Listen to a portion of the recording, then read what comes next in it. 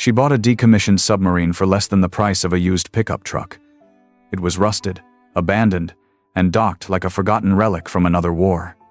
But what she found inside, sealed behind a welded hatch and locked for decades, wasn't just a lost piece of history.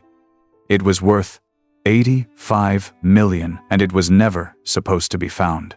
Before we dive in, literally, let us know where in the world you're watching from. And if stories like this get your heart racing like ours, hit that subscribe button, because tomorrow's episode goes even deeper than this one. The first time Darcy Keller saw the listing, she laughed. A decommissioned Cold War submarine, docked in a forgotten corner of a naval scrapyard, auctioned off with no reserve and a single grainy photo. Most people assumed it was a joke, or a tax write-off, or maybe bait for a bigger scam. But Darcy, 28, grease under her fingernails and a socket wrench in her back pocket, couldn't stop staring at it. She wasn't sure if it was desperation or instinct that made her click the bid button. Her shop rent was 2 months past due. Her last 2 restoration projects had both pulled out, and the last thing she needed was a 100-foot rust bucket dragging her under. But something about it, the shape, the silence in that photo, the stubbornness, felt familiar. It looked like something that had been left behind, and maybe that's why it felt like her. She won the auction for $7,200. No one else bid. It took her 2 days to drive the borrowed truck across 3 state lines to the rusting dock where it waited. The air smelled like salt, metal, and old failure, the kind of scent that clings to places time gave up on. The man with the clipboard looked confused when she introduced herself. "You're here for the sub?" he asked, looking over her shoulder like someone bigger was about to step out of the truck behind her. She nodded. He squinted at her work boots, her ponytail, the grease streak across her jaw. "Alone? Not the first time," she said. He handed her a manila folder with a shrug. "You've got 30 days to move it. After that, we charge storage." Storage. As if it were a kayak or a broken lawnmower. She took the keys. Yes, it still had keys, and crossed the dock with slow, deliberate steps. The hull was bigger than she imagined. Covered in layers of rust, streaked like dried blood, with faint black letters still spelling out its designation. SS 385. No name, just a number. The hatch groaned when she turned the wheel. The sound echoed across the harbor like a warning. She stepped inside, alone. It was cold, smelled of oil and old secrets. The interior was cramped, lined with dials and switches she didn't recognize. Dust blanketed everything. A few things had been stripped, copper wiring, gauges, but most of it was intact. Like someone had planned to return, but never did. She moved through the passageway slowly, flashlight flickering across forgotten panels and corroded bolts. A nameplate caught her eye. Commander R.D. Holloway. No records in the file, no history online, just a name on a sealed ship. She took a breath, the metal walls tightening around her like a memory she hadn't lived yet. This wasn't just salvage. It was a story, and she was about to rip it wide open. Darcy didn't sleep that night. She spent it parked in her truck, the submarine hulking in the docklight like a sleeping animal, rust glinting beneath the sodium glow. It didn't look like something dead. It looked like something waiting. Around 3 a.m., fog rolled in from the inlet, swallowing the lower half of the hull. The upper conning tower rose through the mist like a cathedral dome, silent and severe. The kind of thing you could pray to, if you believed in ghosts made of steel. She kept the window cracked, half expecting to hear something chains maybe, or footsteps on the dock. But it stayed quiet, the kind of quiet that pressed on your ears. She stared until her eyes burned, and when the sun finally cracked the horizon, she climbed out and walked back across the wood plank pier. Every board creaked like it had a question. Inside the sub, the air was thicker in the morning. She brought a battery-powered lamp this time, set it on the floor and let the warm glow chase back the gloom.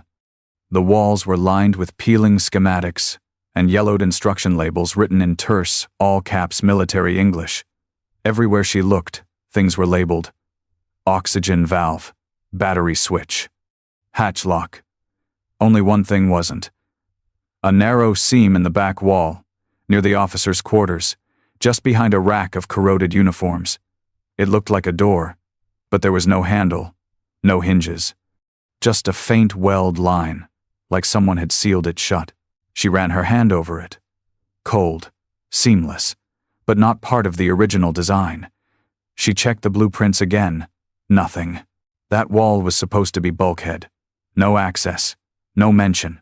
Her heart kicked a little harder. Back outside, she called in a favor Tomas, an old welding buddy who owed her 3 weekends and a new set of brake pads. He showed up that afternoon in a rust-stained jumpsuit, sledgehammer in one hand, cutting torch in the other. "This better be worth it," he muttered as he stepped inside. Darcy didn't answer. She just pointed. The torch flared, filling the narrow corridor with sparks and the smell of burning insulation. The steel groaned like it hadn't been touched in decades. When the seal finally cracked, it didn't swing open. It buckled. Like whatever was inside had been pushing back all this time. Dust billowed out. Thick, chemical. Not just dust preservation compound, maybe. Darcy stepped forward, heart pounding against her ribs. Tomas muttered a curse. Inside the sealed room was a single steel locker bolted to the floor. On the front, stenciled in faded black paint, were 2 words: authorized personnel. And taped to the front, yellowed with time and brittle at the corners, was an envelope. On it, "To whoever finds this submarine." Darcy didn't move, didn't breathe, because this wasn't a ghost story anymore. It was a message, and someone had left it for her. Darcy stared at the envelope like it might vanish if she blinked. Her fingers hovered above it, nerves twitching with the weight of what it could mean. Tomas stayed back, silent now. The usual sarcasm drained from his face. The air inside the hidden room felt different, denser, heavier, like the steel itself was remembering something it didn't want to let go of. Slowly, she peeled the envelope free. The tape gave with a soft rip, the kind that echoed far too loud in the tight chamber. She didn't open it. Not yet. Instead, she traced her fingers along the edge of the locker, looking for anything unusual. There was a lock, but it had rusted through, a twist of her wrist, and it broke off in her hand. The lid creaked as it opened. Inside, papers, dozens of them. Some in folders, others loose.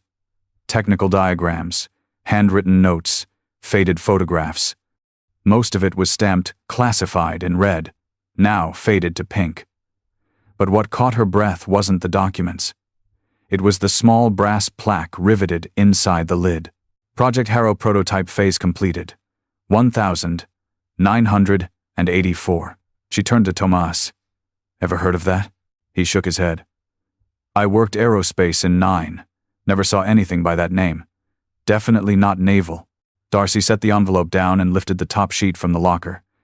The blueprint was labeled H0 Engine Core Configuration. It showed a cylindrical structure, unlike anything she'd ever seen in a submarine layout, more like something pulled from deep space propulsion. Her brow furrowed. This didn't belong in any conventional submarine. Then she noticed it, a second seam in the floor beneath the locker. It wasn't obvious. It looked like a regular deck panel. But up close, it had the same faint weld line as the wall had. Deliberate.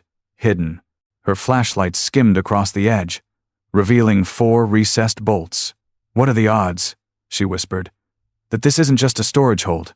She stood up, flipped through the pages again, until she found a crude drawing.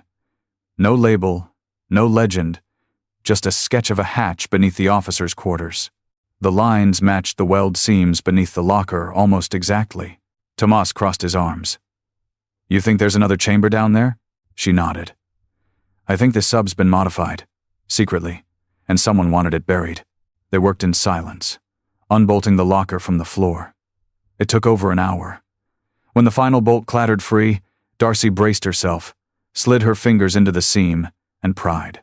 The panel shifted, and beneath it, a second hatch came into view, smaller, circular, locked with a thick iron lever and stamped with 3 words that stopped her heart cold. "Do not open." Darcy's breath hitched, because someone had built an entire room to hide a hatch, and still felt the need to warn whoever found it. "Don't." Darcy sat cross-legged on the submarine's cold steel floor, the envelope heavy in her lap, the hatch beneath her still sealed like a loaded question. She hadn't touched it. Not yet. The words stenciled on the metal, "Do not open," felt less like a warning and more like a challenge whispered across decades. But the envelope came first. She peeled the flap open slowly, careful not to tear the brittle paper.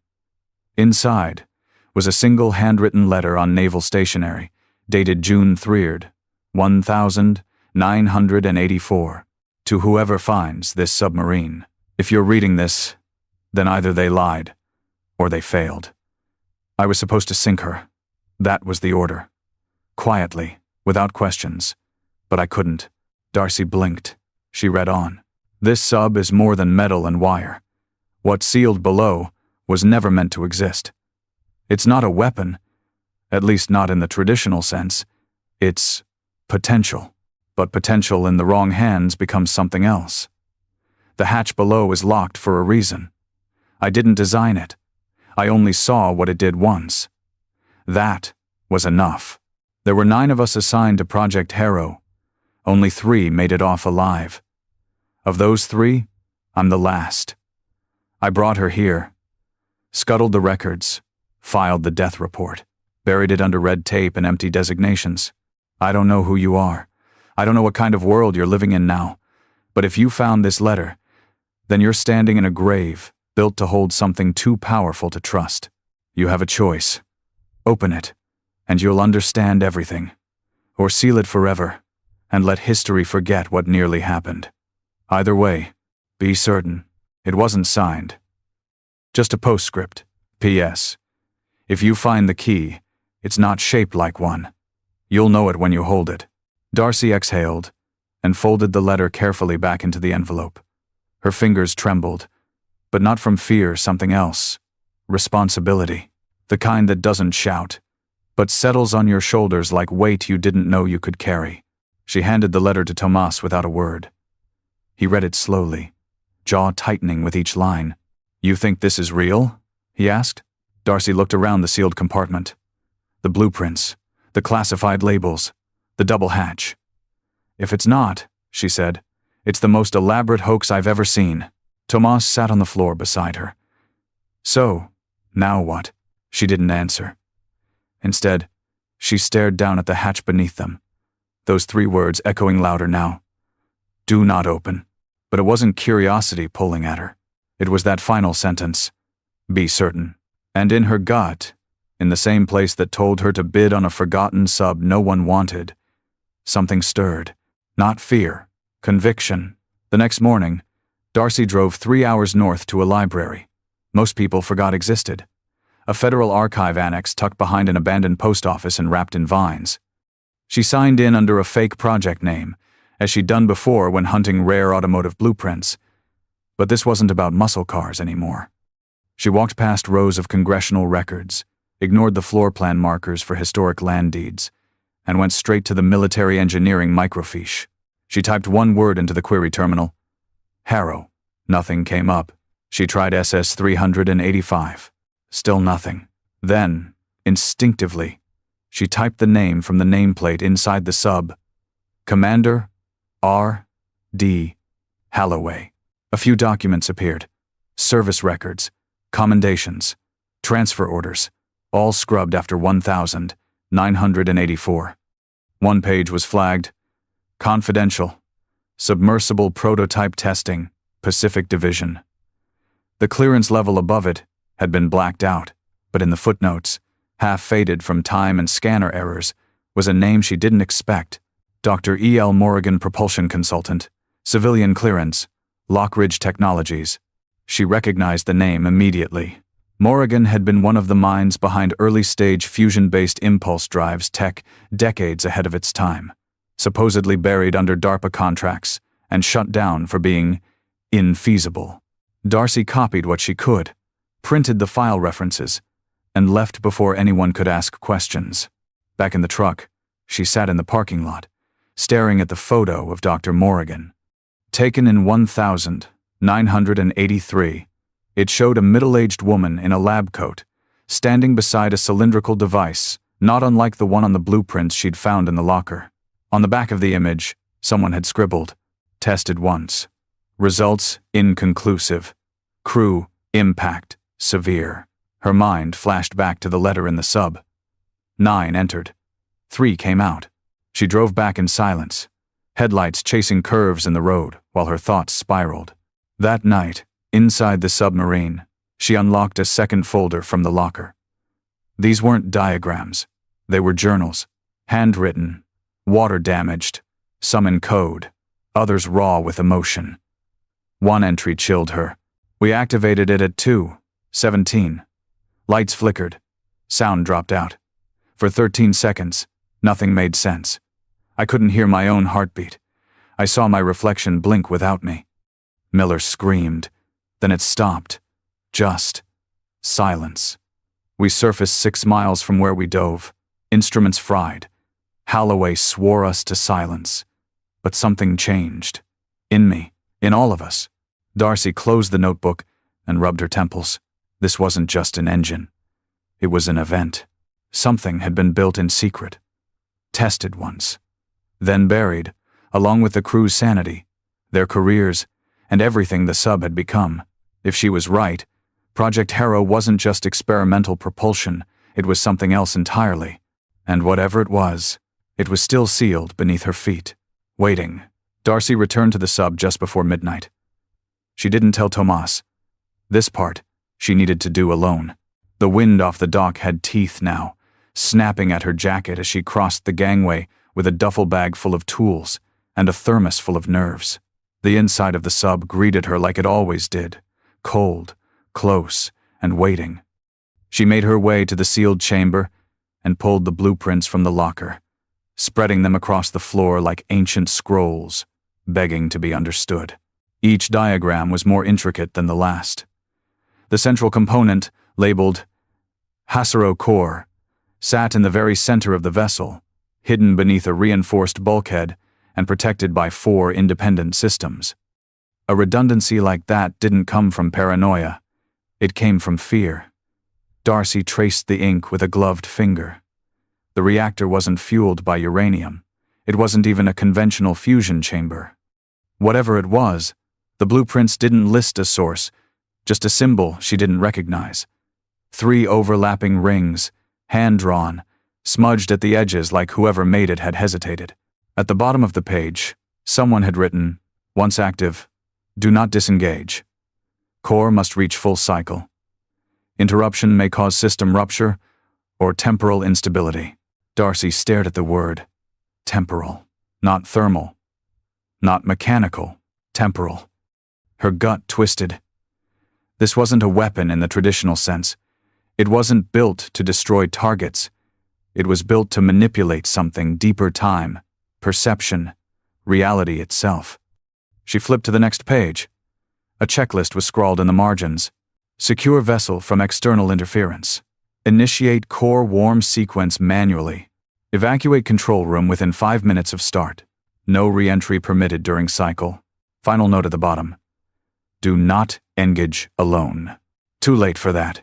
Darcy rubbed her forehead. The thermos was still warm. She sipped and tried to calm the drumbeat inside her chest. She wasn't trained for this. She wasn't a physicist, a naval officer, or even someone with a full grasp of what she was looking at. She was just a mechanic with too much curiosity and no off switch. But she kept flipping, and on the last page, folded tight into the binding, was something different. A hand-drawn map of the chamber beneath the hatch. No blueprints. No labels. Just a circle, the Harrow core, and beside it, a note in all caps. The key isn't metal. It's living. Her breath caught. What the hell did that mean?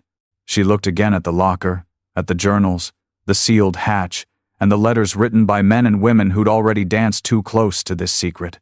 She felt it in her spine, that hum, low and steady, like the sub had a heartbeat only she could hear. This wasn't just classified tech. It was something else. Something alive. And, maybe, it still was. She didn't plan to sleep, but sometime before dawn, Darcy drifted off in the captain's quarters, curled up on the narrow cot with the journal still open beside her. When she woke, the lamp had burned out, and the submarine was silent again. Too silent. The kind of silence that didn't feel empty but full, as if something was still listening. She climbed out of the bunk and walked barefoot to the sealed hatch. Her fingers traced the bolt. It was warm. Warm. Her stomach flipped. She backed away slowly, heart pounding louder than her footsteps, and sat at the workbench where she'd stacked the crew's personal effects. Most of them were mundane dog tags, pocket notebooks, a pair of broken glasses. But one item stood out. A black cassette tape, labeled only with a date. June 4, 1984. One day after the journal said the test occurred. Darcy dug through her gear, found a dusty tape deck in her shop bag, something she'd meant to restore for a client, and rewired it with a 12-volt power pack. The motor wheezed. The tape rolled. She expected noise, static, or silence. She got a voice. Is Commander Holloway. Timestamp unknown. Vessel integrity holding. Crew, unstable. 3 accounted for. The others, gone. Not dead, not exactly. They hear things now. See things outside the hull. The core cycle didn't end clean. It left residue, echoes. Darcy froze. I locked the hatch. It's still glowing. One of the crew tried to touch it. Skin blistered, eyes dilated, muttering equations he never knew. When I asked what he saw, he said, myself. But not here. I ordered it sealed. If you found this tape, burn the blueprints. Leave the sub. Let her rust. The tape clicked off. Darcy sat still for a long time, the deck humming gently, like the machine itself was holding its breath. She rewound it, but the tape refused to play again. The magnetic strip had melted slightly, warped from time or proximity to whatever was beneath that hatch. She stood and walked back toward the sealed chamber. The locker still held the journals. And tucked into the corner, behind a rusted thermos and a bundle of crew photos, she found one last item, an old Polaroid. 7 men and 2 women, all in naval jumpsuits, smiling, standing in front of a chalkboard with the words, Harrow Test Day scribbled across it. Darcy scanned their faces. One of them, a man in the back, had been circled in red pen. On the back, a single line. He heard the hum before we powered it on. She looked at the walls again, touched the seam of the hatch, and this time, it wasn't warm. It was pulsing, soft, rhythmic, like breath, like memory. She stepped back, shaken. The crew hadn't just tested something experimental. They had opened something that refused to close, and now it remembered. Darcy knew better than to poke around electrical systems that pulsed without power, but logic had long since left the room. She was operating on instinct now. The kind of instinct that mechanics rely on when they touch a bolt and somehow just know it's about to snap. When she placed her hand on the hatch again, she didn't get warmth. She got vibration. Tiny, irregular pulses. Not random. Rhythmic. Morse code. She scribbled the pattern into her notebook and looked it up. H0. H0. H0. Over and over again. It wasn't trying to hide. It was identifying itself, calling out like a beacon from below. That night, she decided to find the key. The journals said it wasn't metal. The blueprints gave no clue. But the letter had said, "You'll know it when you hold it." Darcy walked the full length of the sub again. Slow, methodical. She checked every compartment, every crevice. She was 3 hours in when she reached the torpedo room, long stripped of its payloads. It was the last place she hadn't searched thoroughly. Tucked behind a warped panel, jammed into a nest of old wires and shredded insulation, she found it. It wasn't glowing. It wasn't shaped like a key. It was a pendant, roughly palm-sized, black and textured, like volcanic glass. 3 concentric rings carved shallowly into one face, the symbol from the blueprints. It felt wrong in her hand, too heavy for its size, too cold in a way that bypassed the skin and went straight to the nerves. But when she stepped back toward the sealed hatch, the pulsing increased.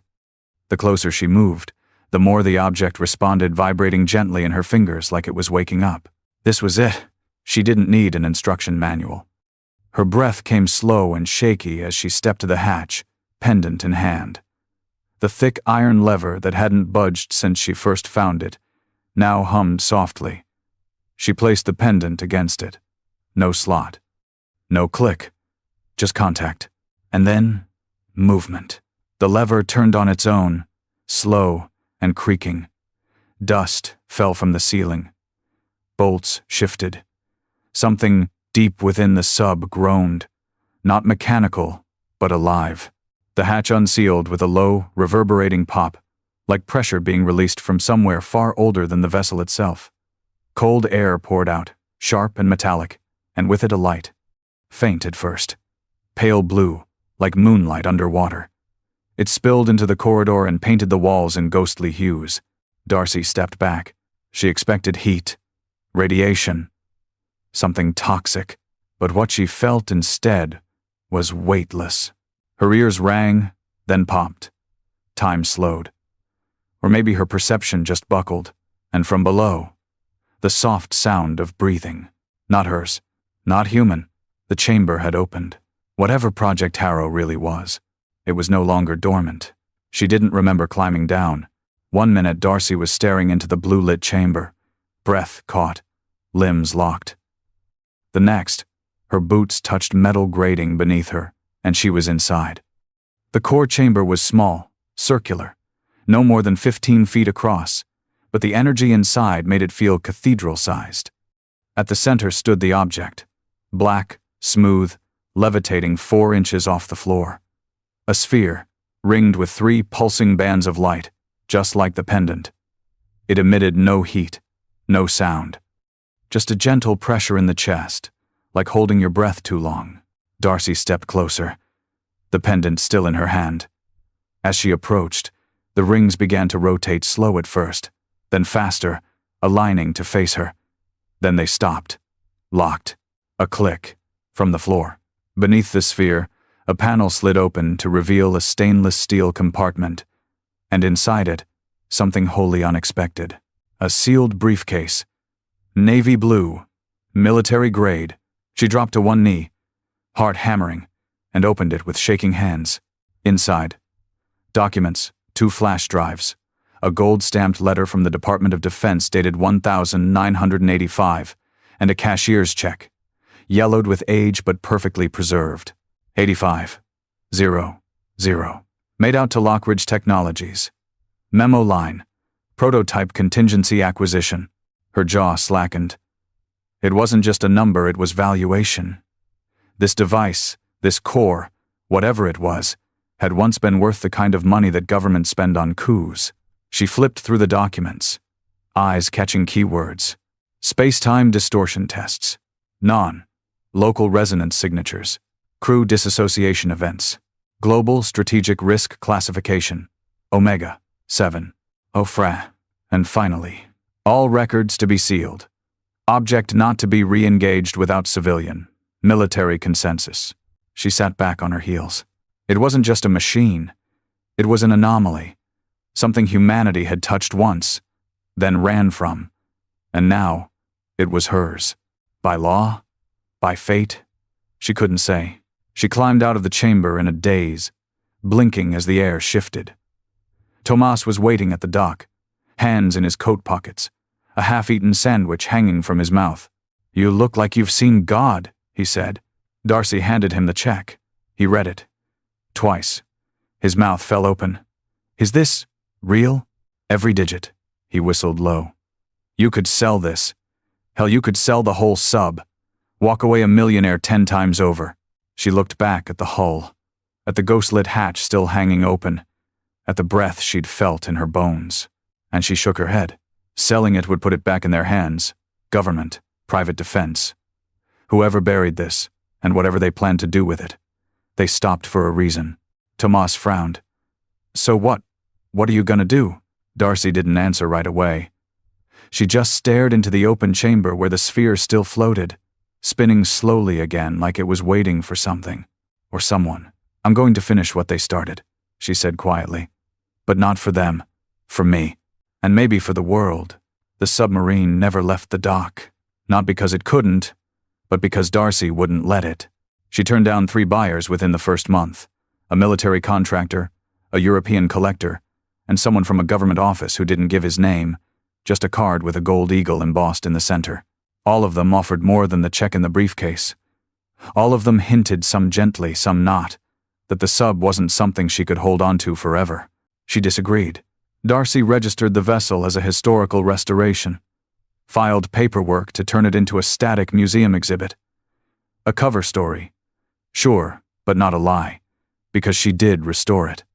The top deck gleamed now, sanded and polished. She repainted the exterior to match old photos of SS 385 when it first launched, the same way she would have restored any classic car in her garage. But below, in the sealed core chamber, nothing had changed. She kept it powered, kept it hidden, and kept listening, because the sphere still hummed faintly, like a whisper just below consciousness. Some nights, when the wind was calm and the fog curled tight around the hull, she'd hear other things, static, in her dreams. Memories that weren't hers. A name repeated in the dark. Halloway, Halloway, Halloway, as if the sub remembered the man who sealed it, and the girl who had finally opened it. She framed the original letter in her shop, hung the crew photo in her kitchen, started documenting everything: the journals, the core's pulse patterns, the strange interference it caused on nearby radios. She recorded it all, time-stamped and logged, not for publication but for protection. If something went wrong, someone had to know where to start. And then one day, something changed. She was sitting beside the hatch, sipping coffee, when the core pulsed once hard enough to knock the mug from her hands. Lights flickered. Her phone glitched and rebooted. And in that brief moment of blackout, she saw it. Just for a second. A figure, standing at the far end of the chamber, wearing an old naval coat. Face obscured. Silent.